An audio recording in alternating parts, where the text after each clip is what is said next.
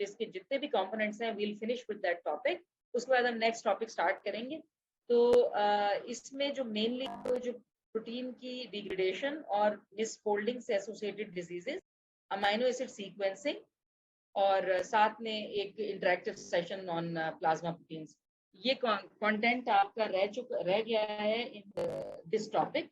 तो वो I will try to finish this topic before your Eid holidays, ताकि आप ईद हॉलीडेज के बाद जब वापस आए तो आपका नया टॉपिक स्टार्ट किया जाए। और आपको ये भी पता है कि बाद में फिर आप लोगों के वो भी है, एग्जाम भी है, टर्म एग्जाम है, तो उसमें प्लीज आप लोग अच्छे से, क्योंकि वो आपका वाइवा भी होना है, एंड वाइवा विल जज your performance and your preparation. ठीक है, तो वाइवा जो है विद कैमरा ऑन, और वो मल्टीपल लोग लेंगे, तो ऐसा नहीं है, आपको एडिक्वेट टाइम मिलेगा टू गिव योर वाइवा। तो उसमें डिटेल में पूरा कंटेंट डिस्कस होगा, और वो पूरा सिलेबस आना है आपके ब्लॉक एग्जाम के अंदर, जो अब तक आप कवर कर चुके हैं। मैम उसका सिलेबस और जो डेट एक्सपेक्टेड है वो तो शेयर कर दें प्लीज हमारे साथ। एक्सपेक्टेड डेट है वो आज आपको शेयर हो जाएंगी, क्योंकि वो फाइनलाइज हम कर रहे थे। ड्यू टू ऑनलाइन क्लासेस हमने थोड़ा सा उसका टाइम स्केड्यूल चेंज किया, यानी उसको वीक पे हमने 6 डेज पे कन्वर्ट कर दिया रादर देन 2 वीक्स, क्योंकि अब हम ऑस्पिट नहीं लेंगे, प्रैक्टिकल नहीं ले सकते, तो हम वाइवा सेम डे पे ही लेंगे जिस दिन आपका रिटर्न होगा। तो आपके पास प्रेपरेशन का वही टाइम होगा, वो डेट्स आपसे आज या कल शेयर हो जाएंगी इंशाल्लाह। तो और सिलेबस जो है वो सिलेबस आपका till your last lecture, biochemistry के लिए मैं बता रही हूँ, टिल योर लास्ट लेक्चर आप जो कुछ बायोकेमिस्ट्री में पढ़ चुके हैं, everything will be included in the exam, everything including this protein degradation, misfolding, sequencing and plasma proteins also. ठीक है, तो ये वाला सारा कंटेंट भी उसके अंदर इंक्लूडेड होगा from cell till this topic. आप जो कुछ अभी तक पढ़ चुके हैं बायोकेमिस्ट्री के अंदर, everything will be included in your assessment block exam. ठीक है, मिस्टर 3 न्यू टॉपिक हम शुरू करेंगे, वो भी होगा कि मतलब यहीं तक खाली प्रोटीन्स वाला ही? बेटे वो जो आपकी डेट्स है ना, अगर उसमें वो कंटेंट आपका प्रॉपर कवर हो चुका होगा तो वो सब का सब आपका उसके अंदर शामिल होगा, तो उनको उसके लिए आपको वो साथ साथ प्रिपेयर करना पड़ेगा। ठीक है, वो मोस्ट प्रोबेबली असेसमेंट जी ब्लॉक होते हैं, इससे पहले हम लोग को हॉलीडेज वगैरह होती है? नहीं, कोई हॉलीडेज नहीं होती है, आपने पढ़ना है बस, वही 2-2 छुट्टियां मिलेंगी बीच में बस, और कोई नहीं है। तो इसीलिए तो मैं आपको कहती हूँ कि जब आप एग्जाम ब्लॉक या एग्जाम में जाते हो तो you don't have much time to revise, तो आपने अभी से उसकी प्रैक्टिस करनी है। इन छोटे टेस्टों में करोगे प्रैक्टिस, बड़े टेस्टों में आप उसको मैनेज कर सकोगे ना फिर। तो आपने ये साथ से तैयारी करनी है, आपने इसको छोड़ना नहीं है। बेशक आपका क्लास हो रहा है नहीं हो रहा है, जब मैं आपसे ब्रेन टीजर सेशन लेती हूँ आप पढ़ के आया करो पीछे वाला, ताकि आपको उसको उसकी हेल्प हो, और आपकी एक दफा प्रेपरेशन हो चुकी हो उसकी, जब आप एग्जाम में बैठो आप सेकंड या थर्ड रिवीजन कर रहे हो। ठीक है, चलें।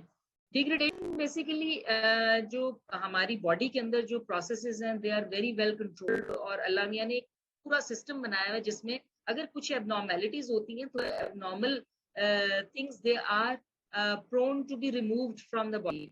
लेकिन तो उसमें बेसिकली जो भी एबनॉर्मल है या whatever is not wanted and whatever is not required, that is degraded actually. So protein degradation, basically there are two major mechanisms by which proteins are degraded. एक तो ATP dependent होता है which is ubiquitin proteasome system of cytosol, और दूसरा होता है ATP independent degradative enzyme system of lysosomes. तो basically आपकी two important cell organelles हैं which are involved in the process of protein degradation. One is proteasome, another is lysosome. Lysosome, आपको पता है कि these are also named as suicidal bags, and they are filled with different enzymes, and if there is any leakage or breakage or hydrolysis of these lysosomes, so they are capable of degrading different components of your cell and different components of your body because they have specific degradative enzymes in them. So ये bags हैं which are filled with enzymes which are capable of degrading different components of your body. तो उनमें से एक group of enzyme is proteases, which is responsible for the breakdown of proteins. तो एक जो lysosomes हैं, they will cleave or they will degrade the proteins which are not required in the body by non-ATP ATP independent mechanism, and only the enzymatic hydrolysis occurs in that mechanism. और दूसरा जो है आपकी organelle cell की, that is proteasome, and this proteasome is responsible for ATP dependent degradation of the proteins. मतलब वो ATP चाहिए degrade करने के लिए. तो बेसिकली होता क्या है कि जो ATP independent degradation है, इसमें usually तो आपके primarily आपके extracellular protein होंगी which will be degraded and which enter the cell through endocytosis like plasma proteins, or which are capable of degradation by these lysosomal enzymes. ठीक है, तो lysosomal degradation is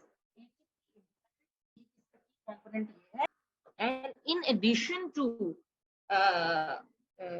the intracellular proteins, it is also mainly responsible for the extracellular protein, and these extracellular proteins which enter the cell by endocytosis like plasma proteins. They are taken up into the cell by endocytosis, and the cell surface membrane proteins that are used in receptor mediated endocytosis. So basically, when they are not required, when they are to be degraded, they are degraded by the lysosomal enzymes. And there is a specific group of enzyme which is present in the lysosomes. These are proteases, and these proteases are responsible for the breakdown of the protein molecules which are not required. So this is the degradation which is ATP independent, and this is lysosomal enzymatic hydrolysis of the unwanted proteins. The second mechanism for the degradation of proteins is ATP dependent ubiquitin proteasome system. इसका ये मतलब है जो organelle है, that is proteasome, and it needs ATP. In addition to ATP, ubiquitinylation is also required. ठीक है, तो हम इसको कहते हैं ATP dependent ubiquitin proteasome system. Ubiquitin proteasome system basically क्या है कि proteasomes are cell organelles which are involved in the degradation and which use ATP for the cleavage of these protein molecules, and it is responsible to identify only ubiquitinated proteins. Ubiquitin will be attached with the proteins which are to be degraded, and there are certain signals for this ubiquitinylation of the proteins to be degraded. ठीक है, once these proteins are ubiquitinated, means ubiquitin उन proteins के साथ attach करेगा, तो ये ubiquitin attached proteins will be responsible to enter or will be identified by the proteasomes, और ये proteasomes के अंदर enter होंगे और वहां पे they are degraded. ठीक है, और ये जो proteins होती हैं they are selectively degraded and damaged, यानी damaged proteins होंगी, या फिर these are short lived proteins. Intracellular होती हैं, damaged proteins होती हैं, and the second characteristic of these proteins is that they are short-lived proteins and short half-lives. तो proteins basically इसमें जब degradation होगी, ये बेटे एग्जाम में आपसे पूछ सकते हैं, lysosomal degradation भी पूछ सकते हैं, and ATP dependent ubiquitin proteasome system degradation भी पूछ सकते हैं, या तो simply question होती है how proteins are degraded, तो आपने ये दोनों लिखनी है. जब हम कहते हैं कि elaborate ATP dependent degradation of the proteins, या फिर हम कहते हैं कि how intracellular proteins are degraded, तो आपने, और अगर हम specifically कहते हैं कि how extracellular proteins are degraded, तो उसमें आप lysosomal protein degradation जो होगी, that will be the sole mechanism for the degradation of the proteins, and that will not include ATP dependent ubiquitin proteasome system. अगर हम जनरली प्रोटीन डिग्रेडेशन की बात करेंगे तो दोनों सिस्टम्स की बात करोगे आप. अगर हम सिर्फ एक्स्ट्रा सेलुलर प्रोटीन्स की बात करते हैं उसमें सिर्फ लाइसोसोमल डिग्रेडेशन आएगा, और अगर हम इंट्रासेलुलर की बात करते हैं तो फिर उसमें आप लाइसोसोमल और एटीपी यूबिक्विटिन प्रोटेसोमल सिस्टम दोनों की बात करोगे. तो question stem is important to give the to the point answer. ठीक. अच्छा, इसमें बेसिकली होगा क्या कि मैंने आपसे कहा कि प्रोटेसोम हमेशा उन प्रोटीन्स आइडेंटिफाई करता है which are attached with ubiquitin. तो basically होगा क्या कि first proteins are covalently attached to ubiquitin, and ubiquitin is actually a small globule protein. और ये जो ubiquitin जब प्रोटीन के साथ अटैच होता है तो हम इसको कहते हैं ubiquitinylation. Ubiquitinylation.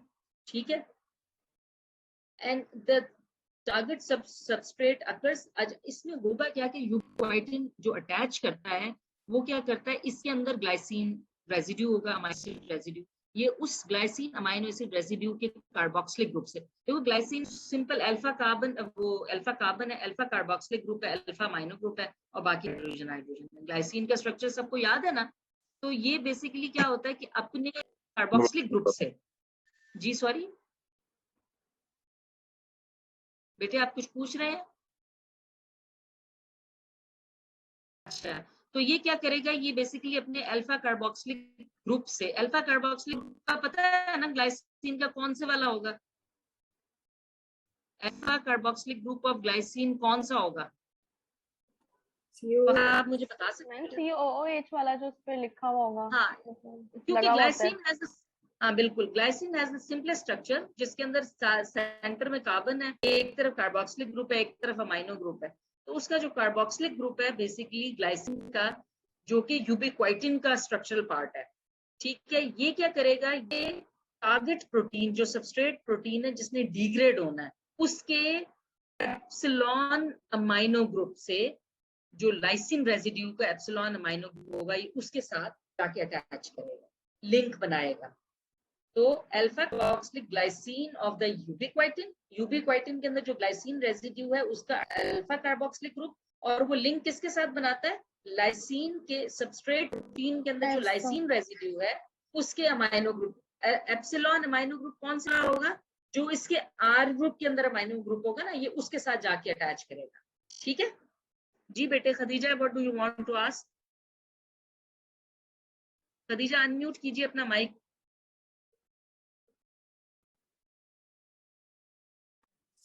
सॉरी मैम, वो मिस्टेकनली हो गया। अच्छा, तो बेसिकली ये लाइसिन इज अ, कौन सी वाली अमाइनो एसिड है लाइसिन? Basic amino acid. तो basic amino acids they have one amino group in their R group. तो आर ग्रुप में जो इसका अमाइनो ग्रुप है, ये बेसिकली उसके साथ ग्लाइसिन के अल्फा कार्बोक्सिल ग्रुप के साथ लिंक करता है। तो ये जैसे ही लिंक करेगा तो बाय, और इसमें बेसिकली 3 स्टेप प्रोसेस होता है ये। इसमें 3 enzymes are involve, E1, E2 and E3। तो जो बेसिकली जो E1 एंजाइम है, E1 एंजाइम क्या करता है, आइडेंटिफाई करता है उस प्रोटीन को। ठीक है, और E2 क्या करता है, ये कॉन्जुगेशन के लिए रिस्पॉन्सिबल होता है। और E3 क्या करता है, ये लाइगेज एंजाइम है। ये क्या करेगा, स्पेसिफिक उनको आपस में स्पेसिफिक प्रोटीन्स को आइडेंटिफाई करने के बाद उनके ये जो लिंकेज फॉर्मेशन है यूबिक्विटिन के दरमियान में, ये उस लिंकेज को फॉर्म करेगा। तो ये 3 एंजाइम्स आर इन्वॉल्व। E1 और E2 तो वो they are not lot in number, लेकिन E3 as it is responsible for the identification of the substrate protein and for the ligation, so there are multiple E3 enzymes. ठीक है, they will vary from protein to protein. The और इसके क्या होता है कि ये 1 by 1 consecutive attachments होती है ubiquitin moieties and 4 to 6 and so on. The ubiquitin is tagged with the protein, and once the protein is tagged with the ubiquitin, now this protein is identified by the proteasome, which is a barrel-shaped macromolecular proteolytic complex. ठीक है, and it functions like a garbage disposal. बिल्कुल dustbin की तरह का होता है। इसकी अपर lid भी होती है। ये लिड जो होती है, this will open after the identification of the ubiquitin-ylated proteins which are to be degraded in this proteasome. ठीक है, और ये उसके बैरल अंदर चली जाती हैं प्रोटीन्स। उसके अंदर जो होता है एटीपी डिपेंडेंट प्रोटियोलिटिक क्लीवेज होता है प्रोटीन्स का, and the peptides are formed. These peptides are then hydrolysed to amino acids, and then these amino acids enter into the amino acid pool. ठीक है, and these ubiquitins are recycled again. और इस सारे process के लिए आपको क्या चाहिए, एटीपी चाहिए होता है। This is a diagram, this is ubiquitin proteasome, and this is a protein, cellular protein, and these are ubiquitin globular protein molecules. They are tagged with the protein. This tagged protein is now identified by the proteasome, and the proteasomes, they enter into the barrel shaped proteasomal protein, are degraded, and this degradation is ATP dependent, and then they are converted to peptide fragments, and the ubiquitin is recycled. These peptide fragments are then cleaved to individual amino acids by non-specific proteases, and these amino acids, they enter into the amino acid pool. So this is the whole mechanism of proteasomal ATP dependent ubiquitin proteasome system degradation. ठीक है? अच्छा, अब कुछ important chemical signals होते हैं which are responsible for the protein degradation. उसमें basically एक तो ये आता है कि जो half lives होती हैं, they are influenced by the N-terminal residue. N-terminal residue amino acid का कौन सा है उस प्रोटीन का, दैट विल डिटरमिन इस प्रोटीन की हाफ लाइफ शॉर्ट होगी या लॉन्ग होगी. अगर तो उसके एन टर्मिनल में आर्जिनिन है या फिर post translational acetylation of alanine है, यानी उस प्रोटीन के एन टर्मिनल में आप बस आर्जिनिन अमाइनो एसिड रेजिड्यू होगा तो भी डिस्टेबलाइज करता है प्रोटीन के स्ट्रक्चर को और ये उसको अर्ली डिग्रेडेशन की तरफ लेके जाता है. या फिर alanine residue which is acetylated, यानी एसिटाइलेशन अगर एलानिन रेजिड्यू की होगी तो that is post translational modification of the alanine residue. If the acetylated alanine residues are present on the N terminal of that particular protein, तो फिर ये क्या होता है, ये दोनों चीजों की जो प्रेजेंस है या arginine, either of the two, they will cause destabilization of the protein molecule and will lead to the degradation of the protein. लेकिन अगर amino terminal पे serine है तो this is a stabilizing amino acid and this will, the proteins having serine in their amino terminals will have longer half lives. ठीक है, क्योंकि half lives जो होती है मिनट्स से आवर्स में रेंज कर रही होती है. तो ये डिटरमिन कौन करता है, the amino acid sequences specifically at the N terminal, and इसको हम कहते हैं N end rule. N terminal कौन सा वाला टर्मिनल होता है बेटा, पूरी आप बताएंगे मुझे? अमाइनो ग्रुप वाला. ठीक है. अच्छा, उसका कुछ प्रोटीन्स होती हैं if they are rich in pest sequence. Pest sequence अगर स्टैंड्स, ये जो सीक्वेंस है इसमें basically pest stands for P for proline, E for glutamate, S for serine, and T for threonine. अगर उन proteins, if they are rich in the PES sequence, तो ये this will also determine the early or rapid degradation of that particular protein. So these are some signals for the which are required for the degradation of the protein. Or your protein degradation, it is not a random process, but it is influenced by some structural signals. और उन structure signals, these are some of the signals which are involved in the protein degradation. ठीक है, यहाँ तक बात clear होगी. Protein degradation अब आपको समझ में आ गई. कौन इसको समराइज करेगा? ज़ैनब, आप समराइज करेंगी? ज़ैनब, आप इसको समराइज करें. प्रोटीन डिग्रेडेशन में मेनली इसमें क्या क्या की पॉइंट्स हैं इसके? यस मिस, सबसे पहले तो आपने बताया there are basically two types of protein degradation. One is ATP dependent, that is ubiquitin proteasome system, and the other is ATP independent, that is done by lysosomes. And we basically discussed the ubiquitin proteasome system, in which we said that it basically happens by the action of 3 enzymes. And in which the target substrate, it is firstly identified by the first enzyme and then it is conjugated and after that is degraded by the third one. So it enters actually जो E1 enzyme होता है ना, वो activate करता है ubiquitin को.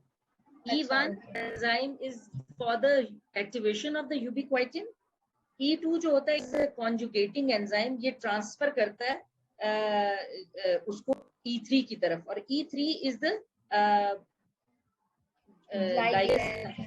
ठीक है, तो वो जो कि उसकी लिंक फॉर्मेशन को हेल्प करेगा basically. So it is a 3 enzyme system. Yes. अच्छा, और उसके बाद फिर क्या होता है? once they are ubiquitinated, they are identified by the proteasome. They enter that barrel shaped structure and जो ubiquitin का होता है, and then they are degraded. And then we और चलें फाइजा, अनम्यूट करो अपना माइक. लाइसोसोमल डिग्रेडेशन किस तरह से होती है और स्पेसिफिकली किन प्रोटीन्स की हो रही होती है? मैम, लाइसोसोमल डिग्रेडेशन हमारे पास एक्स्ट्रा सेलुलर प्रोटीन्स की होती है, यानी जो मतलब कि हम लोग एंडोसाइटोसिस के जरिए हमारे सेल में आ रही होती हैं। और लाइसोसोम्स में स्पेशल मतलब कि होते हैं ना लाइसोसोमल एंजाइम, जैसे हाइड्रोलाइसिस हो जाते हैं तो वो उनकी डिग्रेडेशन करते हैं, ठीक है। लाइसोसोम्स। और मैम मैंने ये पूछना था कि जो हाफ लाइफ जो आप बता रही हैं मैम, उनकी हाफ लाइफ कम है, यानी पहले वो अपना परफॉर्म करेंगी एक्शन, उनके बाद उनकी डिग्रेडेशन होगी ना, चाहे उनकी हाफ लाइफ कम है। लेकिन ये शॉर्ट लिव्ड प्रोटीन्स होती हैं, ये जल्द मतलब इनका बहुत लंबा टाइम नहीं होता इन द सर्कुलेशन।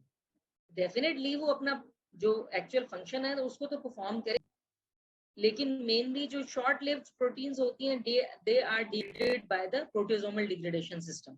ठीक है, ओके मैम। अच्छा जी, तो यहाँ तक मिस जो प्रोटीन डिग्रेडेशन, ये पूरे का पूरा जो कंटेंट है ना, ये आपको इस जगह पे नहीं मिलेगा, ये आगे जाके मिलेगा, लेकिन बुक में है ये जो लाइसोसोमल डिग्रेडेशन है और जो प्रोटियोसोमल डिग्रेडेशन है, और जो डायग्राम मैंने आपको दिखाई है ये लिपिन-कॉर्ड की डायग्राम, और ये कंटेंट पूरे का पूरा एज इट इज आपकी बुक के अंदर मौजूद है, not in this section, but आगे जहाँ प्रोटीन मेटाबॉलिज्म शुरू होता है तो आप इंडेक्स से इसको ढूंढेंगे कि ये कहाँ पे है प्रोटीन डिग्रेडेशन। ठीक है, आपकी बुक में है ये। अच्छा, उसके बाद लिपिन-कॉर्ड में ही है ना? लिपिन-कॉर्ड में। अच्छा, उसके बाद हमने प्रोटीन फोल्डिंग की बात की थी। प्रोटीन फोल्डिंग जो होती है वो, जवार प्लीज अनम्यूट करो अपना माइक। जवार अपना yes mic, ma'am, yes ma'am. बेटे आप मुझे ये बताइए कि जो प्रोटीन फोल्डिंग होती है mainly what is key component, primary leading उसका रिस्पांसिबल कौन होता है to cause the protein folding? Chaperones. chaperones तो बाद में आएंगे ना, मतलब yes they help in the, these are the proteins which are involved in the protein folding, लेकिन initially जो polypeptide chain में जो chaperones तो हैं जो कि residues को prevent कर रहे होते हैं from interacting and from folding. In addition to that आपके sequence में क्या चीज दी है which helps the folding of the folding process? Ma'am, hydrophobic interactions. Hydrophobic effect is the key responsible element for the protein folding. और इससे ये hydrophobic effect आता है और ये हाइड्रोफोबिक फोल्डिंग होती है, तो इनिशियली जो ग्लोबुल बनता है उसको हम क्या कहते हैं? डोमेन? नहीं बेटे, डोमेन तो टर्शियरी स्ट्रक्चर में जाके यस मोल्टन ग्लोब्यूल कहते हैं, और फिर उसके बाद वो फाइनल डोमेन स्ट्रक्चर की कैरेक्टरिस्टिक शेप अटेन करता है ग्रेजुअली विद फर्दर इंटरैक्शंस। चलें, तो अब होगा क्या कि अगर प्रोटीन प्रॉपर्ली फोल्ड, ऑल्दो ये एक बड़ा चेक एंड बैलेंस वाला प्रोसेस है और इसमें, लेकिन ये फूल प्रूफ नहीं है, और बहुत दफा ऐसा होता है कि मिसफोल्डिंग अकर्स। अब मिसफोल्डिंग फोल्डेड प्रोटीन्स जो होती हैं, अगर मिसफोल्डिंग हो जाएगी या प्रोटीन्स की नॉर्मल फोल्डिंग नहीं होगी, तो proteins are abnormal in their structure and they will not be able to perform their normal functioning, and we don't want these misfolded proteins. They are there, they will cause certain diseases. ठीक है, तो basically जो protein folding is a complex trial and error process that can sometimes result in improper folding of the molecule. These misfolded proteins are usually tagged and degraded in the cell. ये तो आपने पढ़ लिया ना कि misfolding अगर होगी तो उनकी टैगिंग होगी और वो डिग्रेड हो जाएंगे। Usually what happens, they are degraded. ठीक है, लेकिन ये फूल प्रूफ प्रोसेस नहीं है, it is not perfect, and intracellular or extracellular aggregates of misfolding proteins can accumulate and they cause a number of diseases. ठीक है, यहाँ पे हम जो बेसिकली हम कौन सा सिस्टम डिग्रेड करते हैं ने? अभी डिग्रेडेशन पढ़ी नहीं है? पढ़ी, इसीलिए मुझे याद नहीं है। अल्लाह के बंदे, अभी पढ़ाई है। ये सिस्टम कौन सा था डिग्रेडेशन वाला इसका, जो फोल्डिंग को सही करता है? सही नहीं करता, मिस फोल्डिंग को डिग्रेड कर, folded proteins are degraded, they are abnormal proteins, so they are degraded. Degradation दो तरह से हो सकती है ना, प्रोटियोसोमल डिग्रेडेशन हो सकती है, लाइसोसोमल हो सकती है, इसको कौन ठीक है ना? तो इसको मेनली चूंकि ये इंट्रासेल्युलर प्रोटीन्स है, फोल्डिंग हो रही है ना, तो ये it is mainly involved in the proteasomal degradation में जाएगा ये। ठीक है, मेनली शॉर्ट लिव्ड होंगी, और अगर मिसफोल्डेड हैं तो मेनली प्रोटियोसोमल, और कुछ intracellular proteins are degraded by the lysosomal proteins as well, lysosomes as well, लेकिन Lysosomes are primarily involved in the extracellular degradation. Proteasomal degradation that does not involve extracellular proteins to be degraded. Intracellular degradation can be by the proteasomal degradation or by the lysosomal degradation. Short-lived होंगी तो वो mainly proteasomal degradation से होंगी, और अगर दूसरी proteins हैं तो वो lysosomal degradation पे होंगी. Otherwise ये भी depend करेगा कि उस system में उस target cell में which system is more active. ठीक है, तो हैं दो mechanisms ही, either proteasomal degradation और lysosomal degradation. ठीक है, तो ये misfolded proteins भी उस degradation system के through degrade होकर amino acid pool में enter हो जाती हैं, but it is not proof process, and sometimes these misfolded proteins, they are there and they will cause certain diseases. The mainly the diseases which are associated with the protein misfolding, they are amyloidosis and prion diseases. ठीक है, amyloidosis are the group of diseases जिसमें क्या होता है कि amyloid aggregates they are deposited in different cell tissues, और वो जिस cell tissue में aggregate deposit होंगे they will lead to or they will cause the relevant symptoms associated with that particular organ or particular tissue where these aggregates are deposited. So मैं यहाँ पे जो basically what I will talk about, will talk about the Alzheimer's disease and the Parkinson's disease, which are associated with amyloid deposition, and with the prion, I will discuss the prion disease. These three diseases are discussed in your book and in relevance to the protein misfolding. So I will discuss these three diseases here in relevance to the misfolded proteins. If they are there, they will lead to these abnormal protein deposition and leading to the diseases. So amyloidosis, basically it is a group of diseases जिसमें क्या होता है, amyloid deposits are there in different tissues or cells. ठीक है, तो ये जो amyloidosis में जो protein folding होती है, misfolding होती है, that can be spontaneously. We don't know the cause, but spontaneously the misfolding occurs, and these misfolded proteins, they form aggregate which are deposited in the tissue. ठीक है, या फिर क्या हो सकता है, कोई mutation in a particular gene that will lead to production of the altered protein. तो ये जो genetic involvement जहां भी होगी या mutations होगी, that will lead to inheritable diseases. ठीक है, और जहां spontaneous है, certain factors, aging भी हो सकती है, और stress है, और बेशुमार factors आपके हो सकते हैं which are not actually identified. They are there and they cause spontaneous misfolding of the protein, and these misfolded proteins then are not able to perform their normal functioning, or that will lead to deposition of these aggregates. अब होता क्या है कि it is a unique conformational state that leads to the formation of long fibrillar protein assemblies consisting of beta pleated sheets. होता क्या है कि generally उस protein का जो structure है that involves helical structures, और आपको पता है कि helical structures are flexible and they allow proper folding of the protein. Then these flexible structures, they are replaced by the non-flexible, non-stretchable structures. Non-stretchable जो structural configuration है वो कौन सी है? Protein के structure, beta pleated sheets में. तो spontaneously जो helical structures हैं, they are replaced by beta pleated sheets. ठीक है, और जैसे ये होंगे तो ये conformational change आएगी उनकी state के अंदर. Accumulation of these spontaneous aggregating proteins called amyloids. ये जो aggregates बनते हैं ना misfolded proteins के, they are named as amyloids. और जितनी diseases में aggregates deposit होते हैं, that can be different in different tissues and the cause can be different. So that will lead to amyloidosis. उन सारी diseases को collectively हम amyloidosis बोल देते हैं, because amyloids are deposited there. अब अगर हम Alzheimer's disease की बात करें तो particularly it is a neurodegenerative disorder.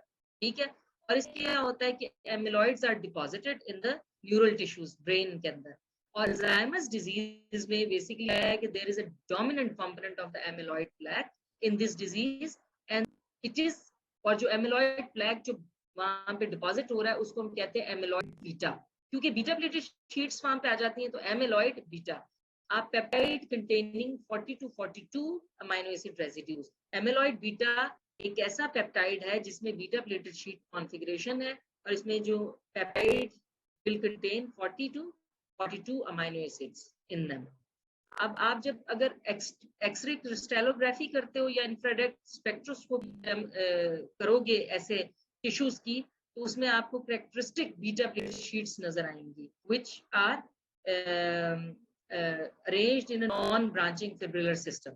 And this peptide, when aggregated in a beta pleated configuration, it becomes neurotoxic and is the central pathogenic event leading to the cognitive impairment characteristics of the disease. जो Alzheimer's disease होती है उसमें basically neurodegenerative disorder है, और ये जो aggregates हैं they are actually deposited around the blood vessels of the neural system, और आपके brain tissue के अंदर ये deposit होते हैं, और ये क्या करते हैं आपके ये neurodegenerative disorder produce करते हैं, यानी brain disease associated या related symptoms होंगे Alzheimer's disease के अंदर. और ये जो amyloid beta that is deposited in the brain in Alzheimer's disease is derived primarily by the proteolytic cleavage from the larger amyloid transmembrane precursor protein by the beta secretases. यानी ये specific enzymes हैं which are there to cleave the large amyloid transmembrane.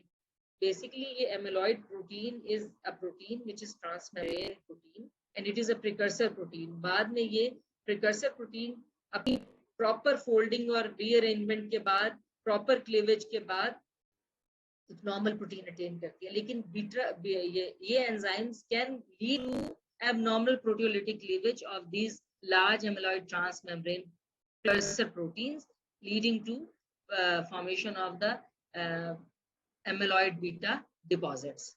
अच्छा, ma'am ये enzymes वाली बात दोबारा बता दें प्लीज. बेटा ये जो उन लार्ज प्रोटीन को जो प्रोटियोलिटिकली क्लीव करता है that is the enzyme which is called secretase. Beta secretases enzymes हैं जो कि large proteins larger protein amyloid transmembrane proteins को क्लीव करके प्रोटियोलिटिक एबनॉर्मल क्लीवेज करके इन प्रोटीन्स को डिपॉजिट कर देता है न्यूरोनल टिश्यूज के अंदर. ठीक है. अच्छा, अब ये जो proteolytic cleavage from the larger amyloid precursor protein, a single transmembrane protein expressed in the cell surface in the brain and other tissues. तो ये जो सारी क्लीवेज है, ये वाली जो ट्रांसमेम्ब्रेन प्रोटीन है ना जिसकी बात कर रहे हैं कि beta secretases enzymes are there to cause the proteolytic cleavage of these proteins, ये cell surface पे in the brain और other tissues पे express होते हैं. तो amyloid beta peptide aggregate is found in the brain parenchyma around the blood vessel. और वो जाहिर है उस पे जब एग्रीगेट करेंगे तो वो एक उसके जब पेरेंकाइमा में है तो और plus around the blood vessels तो ब्लड सप्लाई को भी अफेक्ट करेंगे, और वो जो एमिलॉइड्स हैं they will be affecting the pressure और the space occupying lesion effects also. अच्छा, अब अगर हम पार्किंसंस डिजीज की बात करें तो उसमें भी एमिलॉइड है, लेकिन उसमें जो प्रोटीन है दैट इज सिन्यूक्लियन प्रोटीन जिसका एबनॉर्मल क्लीवेज है. ठीक है, alpha सिन्यूक्लियन protein in the case of Parkinson's disease, and in the case of Alzheimer's disease it is a transmembrane protein. ठीक है, तो प्रोटीन टाइप्स डिफरेंट हैं जिनकी एबनॉर्मल प्रोटियोलिटिक क्लीवेज हुई तो डिजीज है एमिलॉइड डिपोजिशन. प्रोटीन टाइप के प्रोटियोलिटिकली cleavage हुई है जिसकी एबनॉर्मल और उसके deposits they are different in different diseases, और इस सारी डिजीजेस को हम एक ही एमिलॉइडोसिस के अंदर क्लासिफाई इसलिए करते हैं कि यहाँ पे सभी डिजीजेस में although proteins which are proteolytically abnormally cleaved they are different, but at the end of the day they all are going to make the deposits. ठीक है, तो हम क्या देते हैं एमिलॉइडोसिस. तो जो टैंगल्ड प्रोटीन्स हैं इन द जो पार्किंसंस डिजीज के अंदर, यानी एक तो आप ये देखो ना कि अल्फा बीटा एमिलॉइड डिपोजिशन होता है, या फिर जो एबनॉर्मल फैक्टर हो सकता है एमिलॉइडोसिस में वो ये हो सकता है कि tau proteins which are normal neurofibrillar proteins और माइक्रोट्यूबुलर स्ट्रक्चर का पार्ट होते हैं, they are abnormally cleaved and they produce defective tau proteins. ठीक है, and they will absorb the action of its normal counterpart.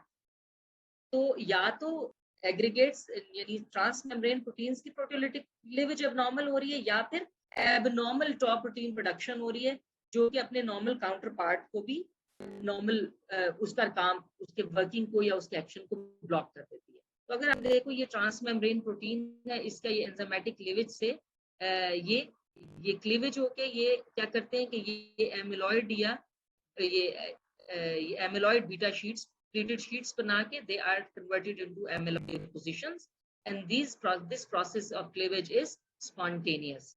ठीक है। अच्छा, अब prions disease is another protein which is associated with protein misfolding.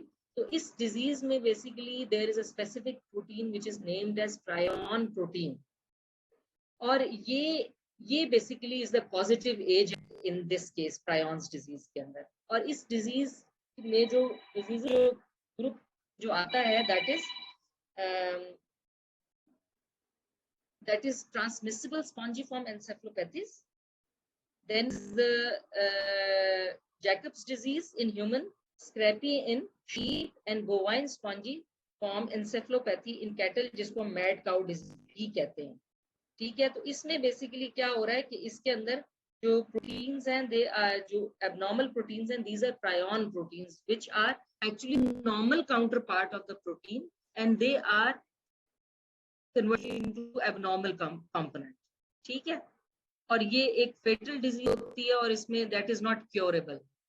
The प्रायन protein is highly resistant to the proteolytic degradation and when infectious tends to form insoluble aggregates of fibrils similar to amyloid found in some other diseases of the brain.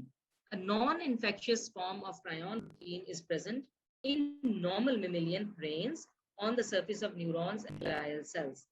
यानी जो प्रायन protein है basically अगर हम इसकी दो तरह की forms है, एक है इन्फेक्शियस फॉर्म, एक है नॉन इन्फेक्शियस फॉर्म। तो non infectious form of प्रायन protein it is a normal protein और ये मेमेलियन ब्रेन के सरफेस के ऊपर, न्यूरॉन्स के ऊपर एंड ग्लायल सेल्स पे this protein is present there. Spontaneously this protein is converted to abnormal counterpart. ठीक है। और उसमें भी क्या होता है, helical structure is replaced by the beta pleated sheets. जैसे ये normal prion proteins are converted to infectious prion proteins, they will cause the disease. ठीक है। तो prion protein are host protein and the key to becoming infectious apparently lies in changes in the three-dimensional conformation of the prion protein. अब इसके अंदर हो क्या रहा है, हेलिकल जो alpha helices which are present in the non-infectious prion proteins, they are replaced by the beta sheets. This replacement is spontaneous, or once one abnormal counterpart is there, this is capable of producing further abnormal counterparts. वो abnormal में convert करते जाते हैं normal proteins को, and this conformational difference confers relative resistance to the proteolytic degradation of the infectious prions and helps to distinguish them from the normal counterpart. So prion protein is an altered version of a normal protein which acts as a template for converting the normal protein to the pathogenic conformation. ये बात clear है कि प्रायन protein basically normal ही part, normal protein है जो कि cell surface पे present होती है, but spontaneously somehow the helical structure, helices present in this prion protein is replaced by beta plated sheets. Now it is labeled as infectious prion protein. This infectious prion protein is resistant to proteolytic degradation. ये proteolytic degradation नहीं होती इसकी, it is resistant to that. और दूसरा क्या है इसका काम कि ये once it is infectious, it is responsible for the exponential rise of the infectious counterparts of the prion protein. और ये क्या होते हैं, जब ये ढेर सारे proteolytic जो infectious prion protein components होते हैं, they are now proteolytic resistant होते हैं and they are aggregated and they form aggregates. ठीक है। और यहाँ पे आप ये देखो तो बेसिकली ये नॉन इन्फेक्शियस प्रोटीन का स्ट्रक्चर है, it is spontaneously converted to infectious component. और यहाँ पे आप देख लो helical counterpart is replaced by the beta pleated sheets and once the infectious counterpart is produced, it is capable of producing more and more infectious parts resulting in exponential increase of the infectious form. ठीक है। This is a lethal disease and it cannot be it is not treatable yet. ठीक है। तो ये सारे आपने ये जो प्रोटीन मिसफोल्डिंग और प्रोटीन मिसफोल्डिंग एसोसिएटेड डिजीज आपने पढ़ ली, कवर कर ली। ये जो क्लासिफिकेशन ऑफ प्रोटीन है, I will just go through the headers of the protein classification. आपका काम ये है कि आप इसको कल बेसिकली हम जो प्रोटीन को क्लासिफाई करते हैं, हम इसको करते हैं शेप एंड साइज की बेस पे, उनके फंक्शंस की बेस पे, उनकी फिजिको केमिकल प्रॉपर्टीज की बेस पे। शेप और साइज की बेस पे अगर हम इनको क्लासिफाई करें तो किस तरह की प्रोटीन्स हो सकती हैं? They can classified into how many main classes on the basis of their shape and size? Any one of you?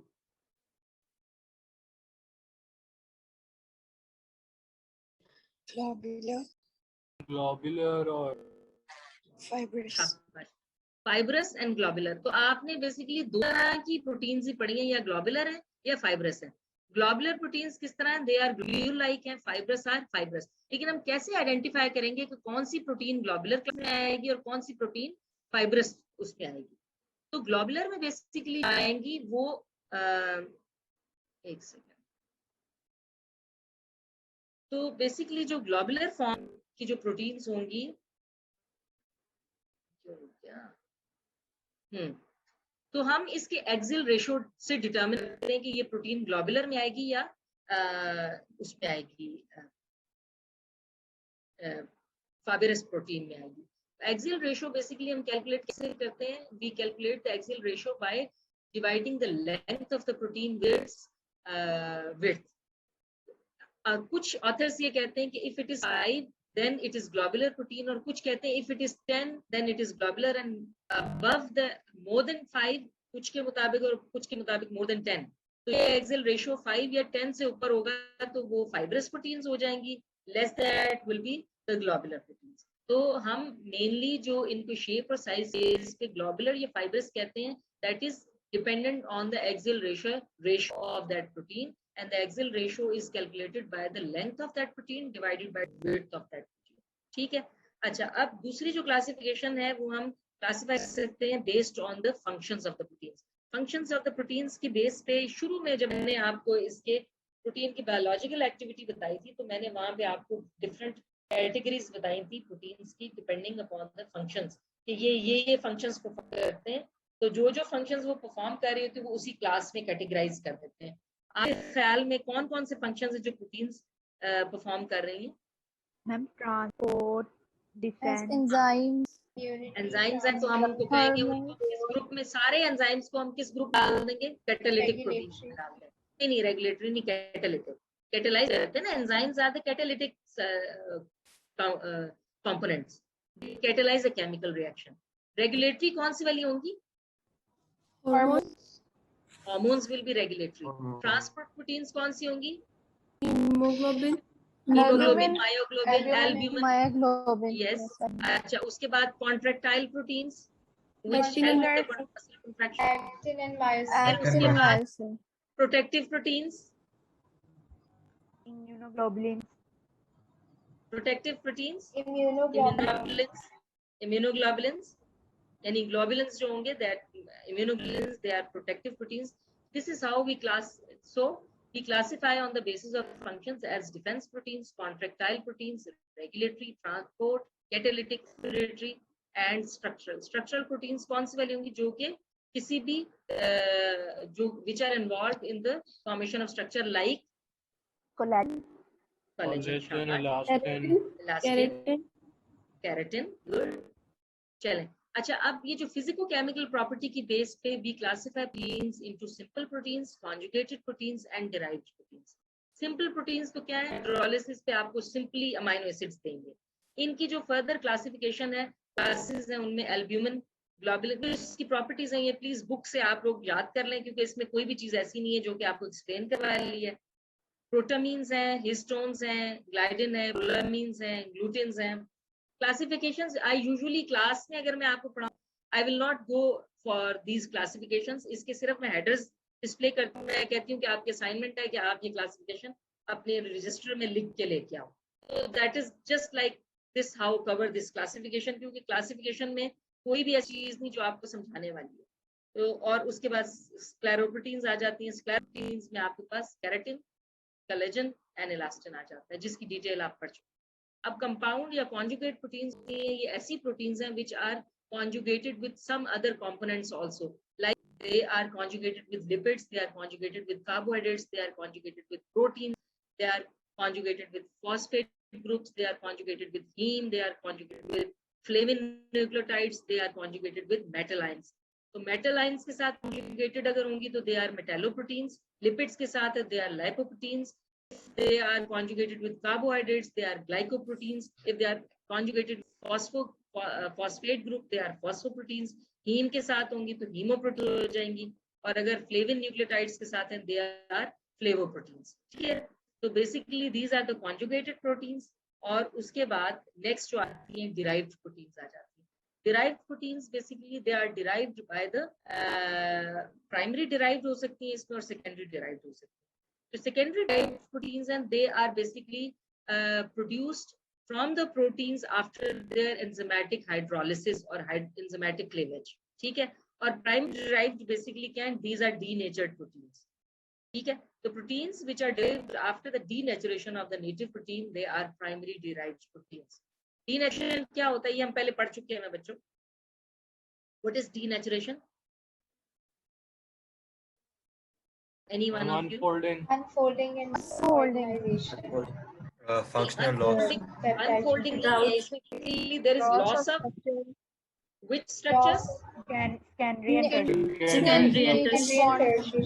certainly. While the primary structure is still maintained. ठीक है ना? और इससे जो पॉजिटिव एजेंट्स हो सकते हैं, दे कैन बी फिजिकल और केमिकल. फिजिकल में कौन कौन से हो सकते हैं? लाइक आपके हीट हो सकती है, हीट हो सकता है, हीट हो सकती है, और केमिकल में कौन सा? Strong acid, strong. ठीक है, तो ये सारे पॉजिटिव एजेंट्स हो सकते हैं. अच्छा, डीनेचुरेशन का इफेक्ट क्या होगा? Function. The protein will lose its normal function. अच्छा, रीनेचुरेशन तो होती है. What is ये मैं टॉपिक पहले कवर कर चुकी हूँ. मैं I'm just going through it. What is reneaturation?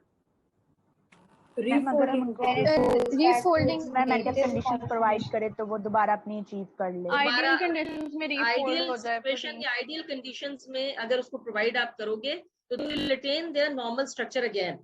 जो उसका प्रीवियस स्ट्रक्चर था, they will attain that structure again. ठीक है ना? और जो सेकेंडरी ड्राइव्स हैं, ये प्रोटीन्स हैं. This is a progressive enzymatic hydrolysis of the protein molecule. Protein जब हाइड्रोलाइज होते हैं तो प्रोटियोसिस बनते हैं. प्रोटियोसिस जब हाइड्रोलाइज होते हैं पेप्टोन्स बनते हैं. पेप्टोन्स जब हाइड्रोलाइज होते हैं तो पेप्टाइड्स बनते हैं. ठीक है ना?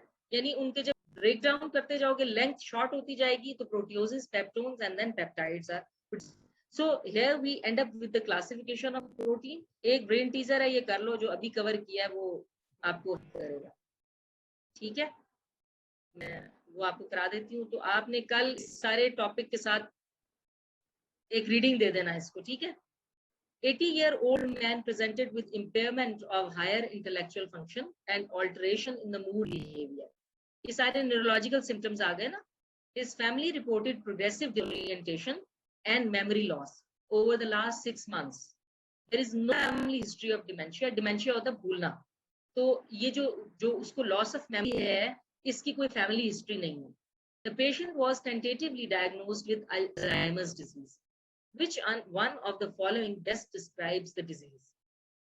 It is associated with beta amyloid, an abnormal protein with altered amino acid sequence. ठीक है, यही गलत है? ठीक है. अमाइनो एसिड सीक्वेंस ऑल्टरेशन होती है इसके अंदर. मगर स्पॉन्टेनियस चेंज होगा तो नहीं गलत है. ये गलत है ना. अमाइनो एसिड सीक्वेंस चेंज नहीं होता इसके अंदर, सिर्फ 3D स्ट्रक्चर चेंज होता है ना. अच्छा, it results from the accumulation of denatured proteins that have random conformations. गलत है ये. गलत. denaturation नहीं होती इसमें, मिसफोल्डिंग हो रही है सिर्फ. अच्छा, it is associated with accumulation of amyloid precursor protein. हाँ, amyloid precursor protein तो नहीं accumulate होता, वो फिर accumulation खराब होगी, फिर accumulation होगी. तो amyloid precursor protein normal protein है ना, उसकी accumulation कहाँ होती है? उसी की abnormal cleavage होती है. उसके बाद जो वो abnormally प्रोटियोलिटिक क्लीव होते हैं, they will form abnormal aggregates, beta जिनको हम एमिलॉइड बीटा एमिलॉइड एग्रीगेट्स कहते हैं ना। अच्छा, it is associated with deposition of neurotoxic amyloid peptide aggregates. सही है, ये ऑप्शन ठीक है। It is an environmentally produced disease not influenced by genetics of the individual. ठीक है? जेनेट हो सकती है। तो हमने ये पढ़ा था कि 5% केसेस में कंजेनिटल हो सकता है। ठीक है ना? चलें बच्चों, अल्लाह हाफिज। हेलो, अस्सलाम वालेकुम। जी वालेकुम अस्सलाम।